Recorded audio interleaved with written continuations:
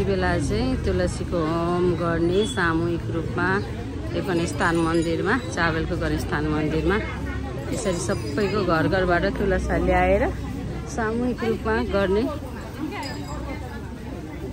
चलन रहेछ। यो चाहिँ चावलको गणेशस्थानमा हो, काठमाडौँमा रहेको चावलको गणेशस्थानमा हिजो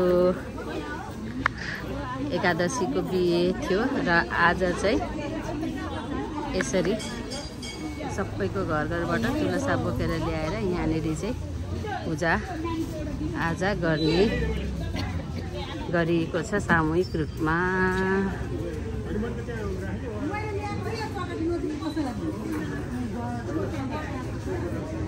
कस्तो राम्रो के कति रमाइलो के।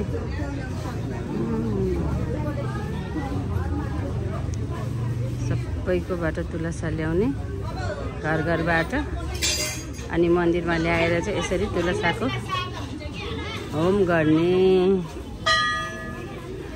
अब टाढा टाढाको त सम्भव होइन होला, यहीँनिरको चाहिँ अब गुठीको छेउछाउमा हुनुभएकोहरूले चाहिँ यो गर्नुभएको हुनसक्छ। ल होम गर्ने तयारी भइरहेको छ। तपाईँहरू पनि गणेश भगवान, चावलमा रहेको गणेश भगवानको दर्शन गर्नुहोस्।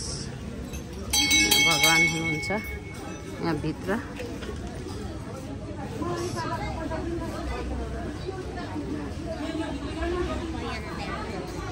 चावलको गणेशस्थान मन्दिर हो।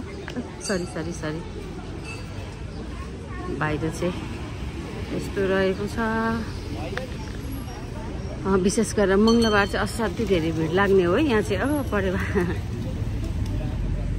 मङ्गलबार चाहिँ धेरै, म चाहिँ अफिस जानु पऱ्यो भने पनि कहिलेकाहीँ प्राय पूजै गर्न आउने भन्दाखेरि अफिस जाने बेलामा चाहिँ प्राय छिरेर गएको हुन्छु।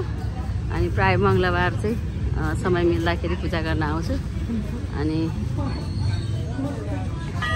यतापट्टि बजरङ्गबली हुनुहुन्छ, यतापट्टि बजरङ्गबली हुनुहुन्छ। ओम हनुमाताय नमो नमः। जय श्री राम श्री राम श्री राम श्री राम श्री राम श्री राम श्री राम श्री राम श्री राम श्री राम। सानो बच्चालाई पनि पूजा गर्न सिकाउँदै हुनुहुन्छ त्यहाँ चाहिँ, सानो नानीलाई।